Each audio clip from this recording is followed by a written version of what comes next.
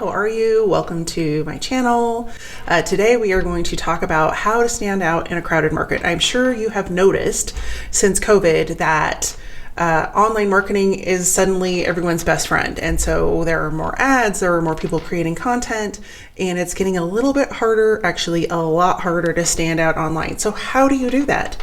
Well, I'm going to give you 3 tips in this video, and then I'm also, if you stay till the end, going to give you an extra special bonus. So be sure to stay tuned till the end, and you'll grab that bonus. But I'm going to give you 3 tips on how to stand out in a crowded market so that you don't have to work as hard and you can still get in front of the people that need your services and your products and get them to pay attention to you. If you're new to the channel, I'm Elisa Connor, and I own a company called Elisa Connor Consulting. And what I do is I help small businesses work less and make more. And we do that so that you can achieve the freedom that you got into business to have in the first place. So I specialize in sales funnels and marketing strategy, and I share that with small business owners so that you don't have to pay top marketing dollar to get ahead and get traction with your business. So let's dive into today's episode. How do we possibly stand out in this crazy crowded market? There are news outlets we have to compete with. There are different advertising mechanisms that we have to compete with, and there are definitely a lot of different people that are doing the things that we do. So how do we stand out? Well, number one, I'm sure you have heard this a million times, but it rings true.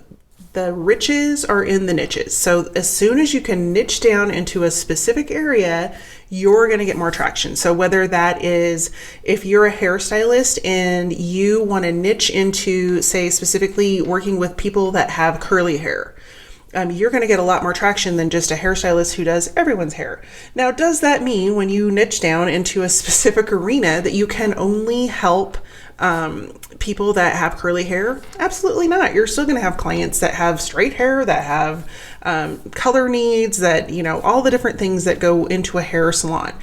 But when you put your stick in the sand and you draw a line and you say, I work with people with curly hair, and those are people that you really enjoy working with, and it fulfills your inner purpose, then you are going to have much more traction, and you are going to get more of those clients just because you have said, that's who I work with.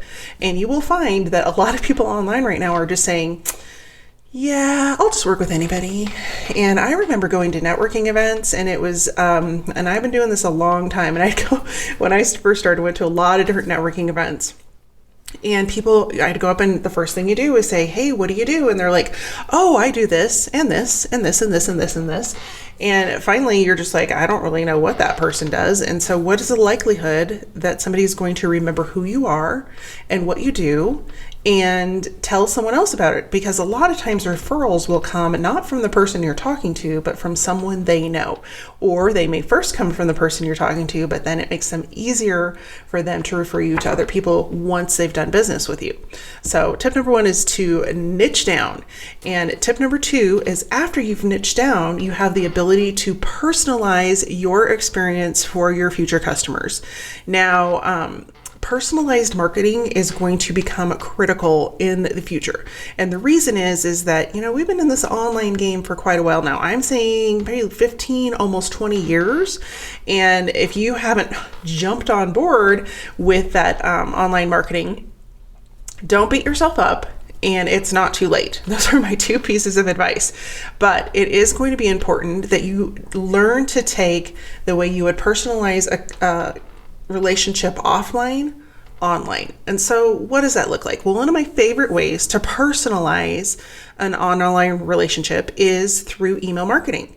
And it becomes an easier way to have a conversation when you're showing up in somebody's inbox versus trying to stand out, like say on social media or even at a networking event. It's easier to have a conversation one-on-one. But a lot of times when we send out our email marketing, we make one of 2 mistakes. One, we either are not consistent, and so when we show up, people are like, who are you and why are you in my inbox? Or 2, we are sending a generic email to everybody that's out there, and it doesn't apply to them. And so there are definitely some things that you can do to narrow down your email marketing. And one of them is to segment or tag your users. And so one of the things that enables you to deliver personalized content is knowing why somebody showed up for your showed up on your, or opted in for your email list. And so when we segment or tag those people by interest area, going back to our example of a hairstylist, maybe they have a couple of different ways people can get on their email list. Say they have a free curly hair guide download, like how to style your hair when it's unruly and you have curly hair. And they have like 10 tips to do that. And then they also have rainy day hair guide or something like that. I'm totally winging it, but what to do, great ways to wear a hat and still have your hair look great or something like that. And that could be a totally different tag, like lazy hair people. I'm just going to put that out there. And then the third way people come on is they want to know about what products to use. So for example, products, the best hair products for a dry climate. In Colorado, we have a very dry climate. And so that tag would be product interest. So what that would look like if you're emailing that out is that maybe you have a brand new product that is conditioning and it doesn't make your hair flat and it's all natural. You would automatically want to direct that information to those people that had an interest in product. That is how segmenting and tagging works, just on the fly. So personalizing your customer interaction when you have that specific information about your people on your list is going to become critical, and is, as we are talking, becoming more and more critical because it is crowded online. So tip number 3 is, how do we customize that experience? Well, we go the extra mile. I'm sure you have noticed, or maybe you haven't, and maybe you'll become aware of it, when people go the extra mile to sort of give you a better experience. So let me give you an example, because it's a little easier to grasp the concept when you have an example. So for example, last night I took my kids to the Melting Pot. They love to go. It's one of our spring break and summer staycation ideas. If you're not familiar with the Melting Pot, it's a fondue restaurant, and it takes anywhere between 2 and 3 hours to have your meal. I love it because it forces my kids to sit down and have a conversation with me. And as teenagers, they're like, yeah, if I don't have to be with my mom, that's cool. So, but they really enjoy the Melting Pot. So in the past, when we've gone to the Melting Pot, we've had really great personal experiences. For example, when you make the reservation, one of the things that they would ask is, are you celebrating a special occasion? And then you would tell them, yes, it's a birthday, blah, blah, blah. And so to personalize that experience, when the hostess checks you in, they will confirm that you have a special occasion happening, say a birthday, and they'll say, oh, great, happy birthday. Whose birthday is it? Is there anything we need to do at the table to celebrate that certain occasion, or whatever it might be? And they have the option of, you could get flowers, you could have balloons, you could have them bring out a special dessert, all of those sorts of things. And then to amplify that personalization, you would have the waiter then aware that you were celebrating a birthday, and he may at one point when we went through, it was my birthday, and they brought out, they had champagne, they had flowers, they had the staff come and sing happy birthday, and really made it a special occasion.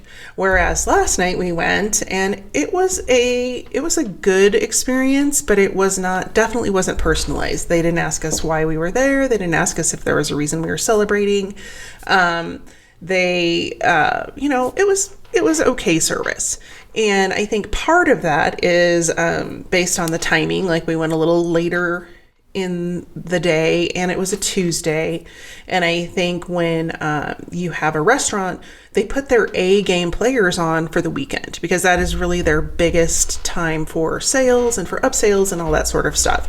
And so that could have played a part in it. But if they would have had a personalized message on the table that said, hey, welcome Connor Clan, we're glad you're celebrating your spring break with us, whatever that might have been, that would have been a great way to celebrate, to create more of a memory that would have us talking about it like we had the first time. And so you may be going, okay, well, I don't have a restaurant. I don't even see my clients because I'm behind the scenes. I have an all digital marketing platform. That does not mean you cannot personalize your experience. I know many online marketers that create personalized experiences. So here is one that I did for my clients because I have actual clients. One year for Christmas, I created personalized wine labels and I sent them a gift of a bottle of wine, and it had my logo, it had their logo, and a little message about what we had completed together in the year so that they could remember what it was we did together and that we met their goal. And there are a million different ways that you can personalize that message. You could send them a favorite book. It is so easy for you to get on Amazon, order a book, and even fill out a little gift, type out a little gift receipt that they will get with the book that says, hey, this is one of my favorite books. I think you'll really enjoy it. It's going to help you with A, B, and C. Thanks so much for being a client.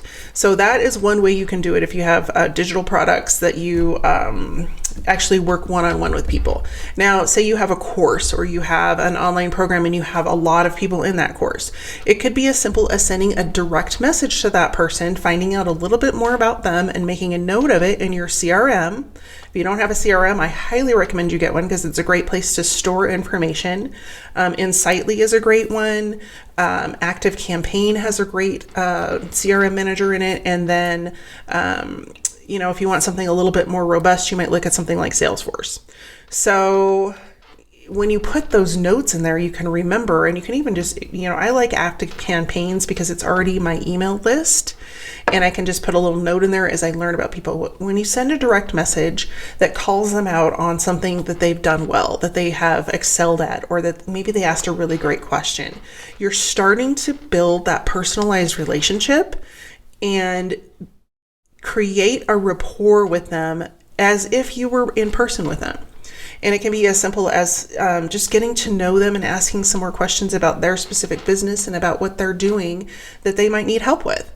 And so when you create that personalization, it not only applies to the person you're talking to, but it likely applies to a good portion of your audience, which enables you to get to the bonus. The bonus tip for today is that you can take all of that intel, all of that information that you gather about your people on a one-on-one basis, and then you create personalized content for the rest of your audience, because chances are much greater than not that you will have other people in your audience that are having the same struggle, that have the same home life, that have the same, whatever it might be, whatever that conversation might be, that one audience member is having. So then you can create a piece of content. So let's again do an example. So an example of what this would look like is, let's go back to our hairdresser. That seems to be a good example. You have a one-off conversation with somebody that's not a client yet, but could become a client, about how to create a on-the-go hairstyle for their busy work life. And you start talking about their different hair, what kind of different hair they have, like, is it fine, is it curly, is it dry, all those different things. And you find out that it's curly, it's coarse, and it's dry. And they need something that's not going to dry their hair out, that's not going to take a lot of time because it's curly, and to straighten it takes hours and hours, and that they can just, basically tousle and go. And so you may give them a couple tips. You may tell them about a couple products. You may say, here's a couple of cuts that would work well. And then you can take all of that information that you gathered for that one person, because you've already made them feel, awesome. Have that person try it. This is even better. Have that person try it and report back, and then compile all that information and turn it into another piece of content that is specialized towards those people that have dry, coarse, unruly hair. They're going to be like, what? You are my favorite, because you have just spoken to them in a language that is inside their head, and you start talking to them in that way. They not only pay attention, but they're like, give me more. So that is those are my tips today. That's the bonus, is that number one, you want to niche down as close as you can into your ideal client, or the people that you really want to work with the most.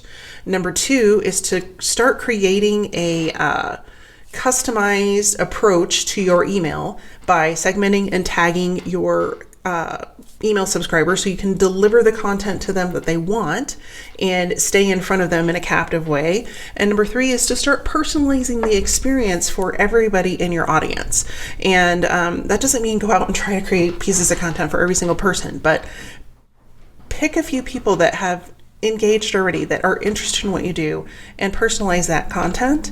And then the 4th tip, your bonus tip, is to take that personalized experience and deliver it to the rest of your audience in a new piece of content. If you've enjoyed this, I think you would really enjoy my upcoming live training, which is how to create inbox eye candy with your emails. And you can sign up using the link below. You're going to learn the 5 steps to the perfect email so that you can start putting those emails out to your audience and getting traction and getting them to engage and generate sales. So until next week, take care, be well, and I'll see you soon.